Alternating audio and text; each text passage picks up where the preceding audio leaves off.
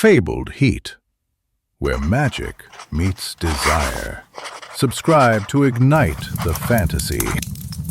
The rain tasted like ash, and regret the day I sold my soul to Lord Valerius, one brushstroke at a time. It wasn't the dramatic pact poets romanticize, but a slow unraveling, his fingers lingering too long when handing me pigments, the heat of his gaze following the curve of my neck as I worked. My studio reeked of turpentine and desperation, every canvas a silent scream for recognition.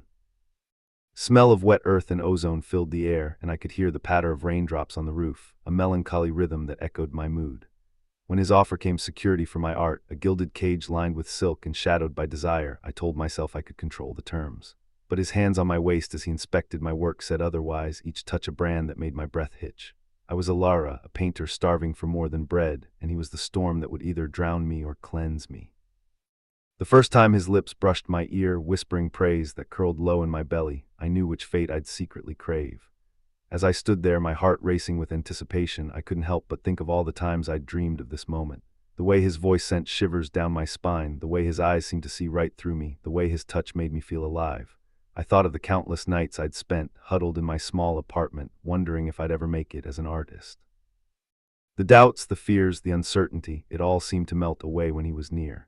And yet, as much as I wanted to surrender to his charms, I knew I had to be careful. I'd heard rumors about Lord Valerius, about the way he collected artists like they were rare specimens, about the way he used his power and influence to get what he wanted. But as I looked into his eyes, I saw something there that gave me pause. It was a glimmer of kindness, of genuine interest, of passion. It was a spark that ignited a fire within me, a flame that burned bright and hot. "You have a gift, Alara," he said, his voice low and husky, "a gift that deserves to be nurtured, to be cultivated." I felt a shiver run down my spine as he spoke, his words dripping with sincerity. "I can help you," he continued. "I can give you the resources you need to create something truly remarkable."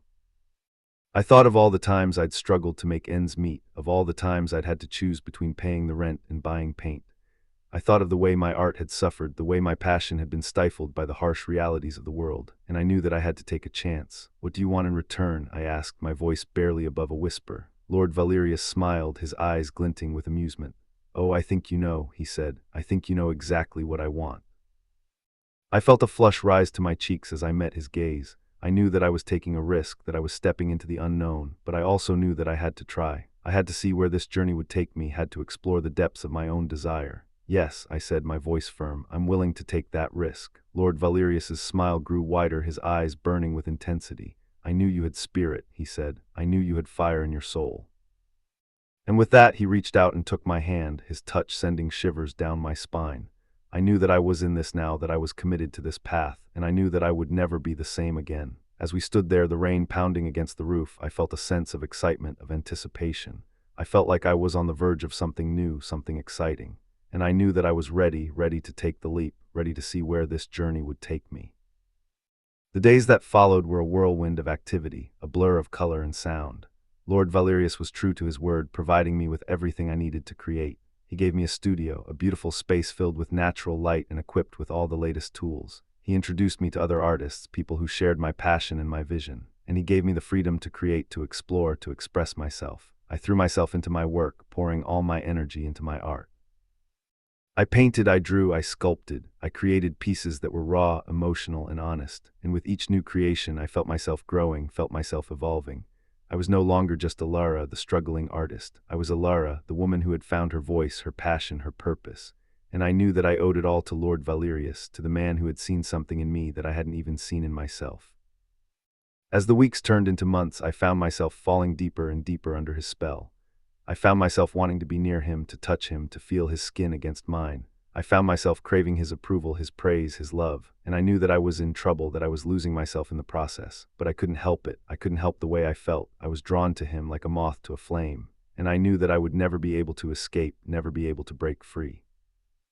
The first time we kissed, it was like the whole world had come alive. The colors were brighter, the sounds were louder, the sensations were more intense. It was like nothing I had ever experienced before. And I knew in that moment that I was lost. I was lost in the storm, lost in the passion, lost in the desire, and I knew that I would never be found again.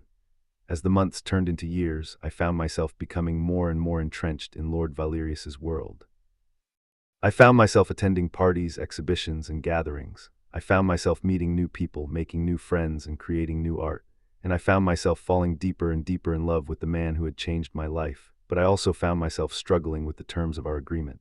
I found myself wondering if I had made a mistake, if I had sold my soul to the devil. I found myself questioning my own desires, my own needs. And I found myself torn between my love for Lord Valerius and my need for independence. It was a delicate balance, a tightrope that I walked every day. And I knew that one wrong move, one misstep could send me tumbling to the ground. But I also knew that I couldn't turn back now. I had to see this through, had to follow my heart, had to follow my passion. And so I stood there in the midst of the storm, and I let the rain wash over me. I let the thunder boom in my ears, and I let the lightning illuminate the sky. And I knew that I was exactly where I was meant to be, that I was exactly who I was meant to be. I was Alara, the artist, the lover, the woman. And I was ready to face whatever came next, ready to see where this journey would take me.